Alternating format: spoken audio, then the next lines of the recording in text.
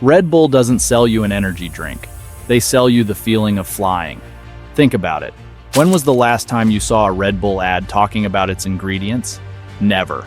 Because Red Bull isn't just a beverage, it's an idea, a movement, a brand that makes you believe you can defy gravity, push limits, and do the impossible. But this is not a business story. This is about how a single drink rewired our culture, infiltrated extreme sports, and became the fuel of modern rebellion behind the high-speed races, death-defying stunts, and the legendary slogan, "Red Bull gives you wings," lies a story most people don't know. A drink that wasn't even meant for Western consumers.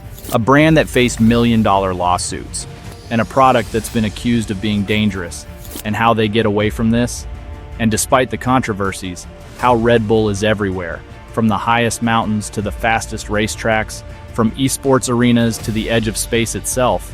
Buckle up, because this is not just a business story. This is a story of revolution. In 1982, Austrian entrepreneur Dietrich Mateschitz was on a business trip to Thailand when he stumbled upon a strange local energy drink, Krating Dang. It wasn't flashy, it wasn't marketed, but truck drivers and laborers swore by it for an instant energy boost. When Dietrich Mateschitz tried Krating Dang, he wasn't just energized, he was blown away. This wasn't just another drink, it was powerful. It gave an instant boost. And in Europe, nothing like this existed.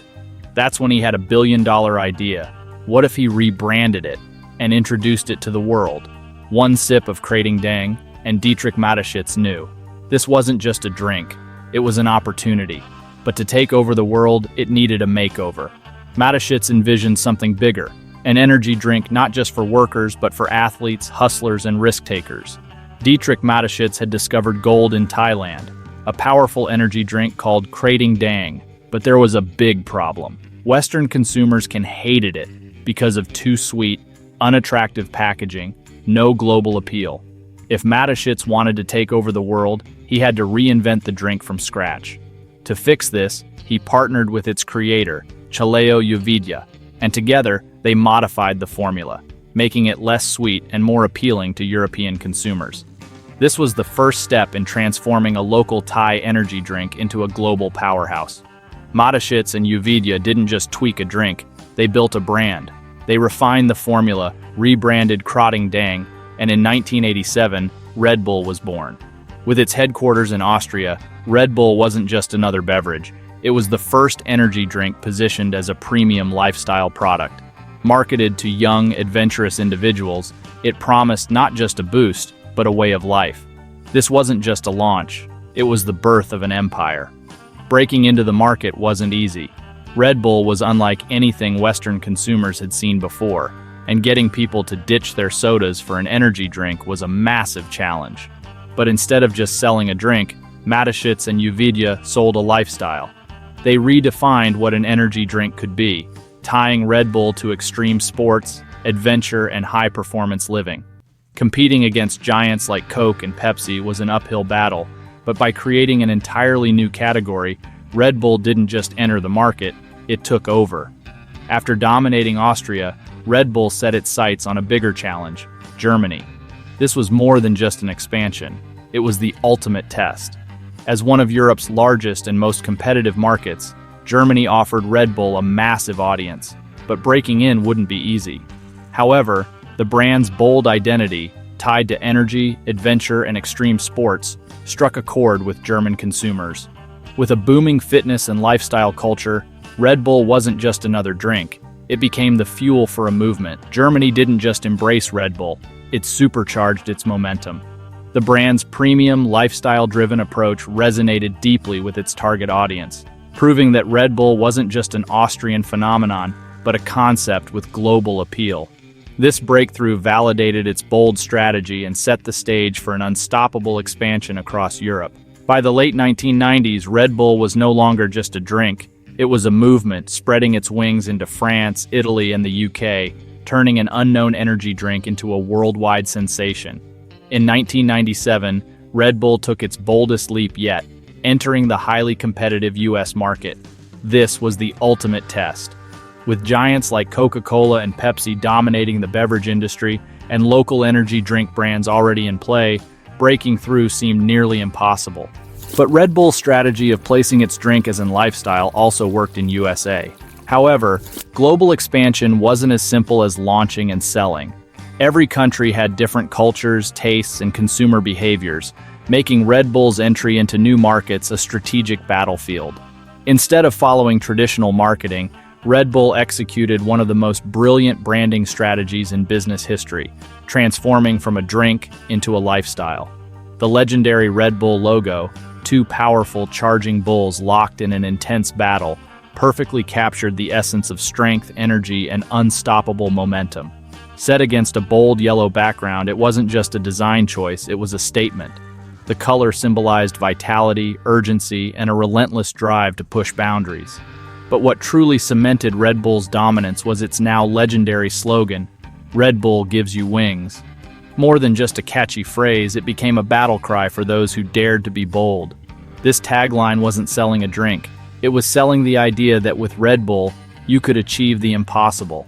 And that message would go on to shape one of the most legendary marketing campaigns in history. But what truly catapulted Red Bull into a global phenomenon?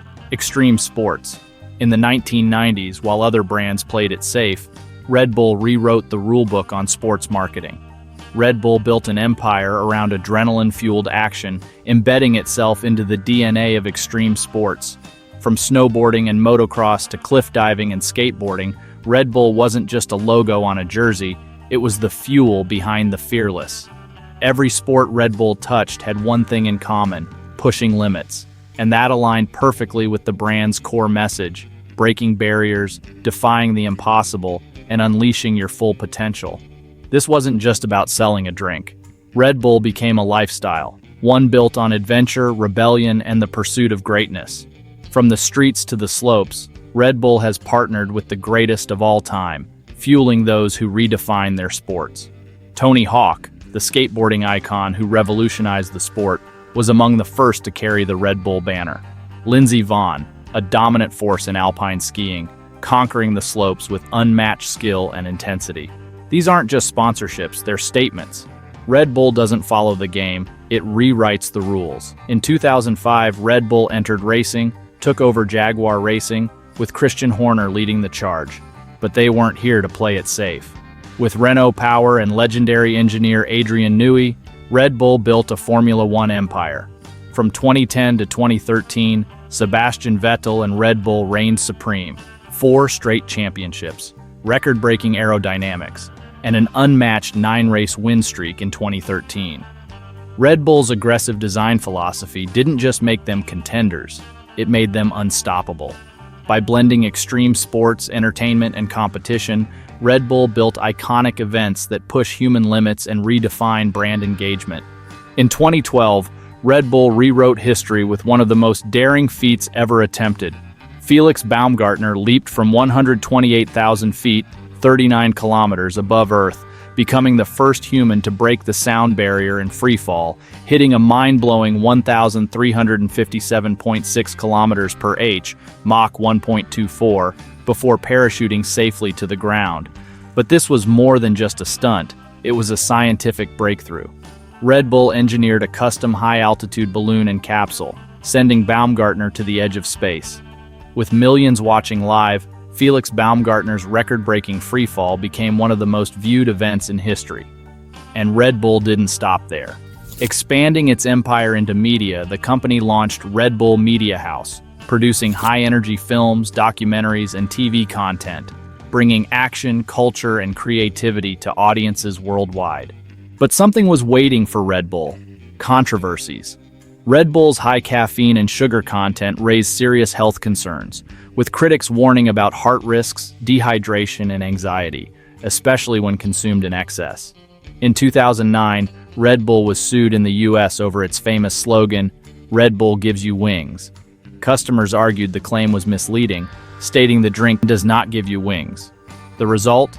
A $13 million settlement for consumers who bought Red Bull between 2002 and 2014. Despite backlash and legal battles, Red Bull never slowed down.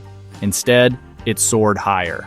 Today, Red Bull operates in over 170 countries, generating an annual revenue of over $7 billion, From a small Austrian startup to an unstoppable empire, Red Bull's journey is a masterclass in fearless branding, relentless ambition, and rewriting the rules of success. So, that's a wrap for this video. I hope you enjoyed it. And do you know Walt Disney was a failure? He lost everything, not once, but twice. His first company, bankrupt. His first hit character, stolen. He was so broke. But instead of giving up, he built a $200 billion empire. How did he do it? Click the video playing on screen to find out.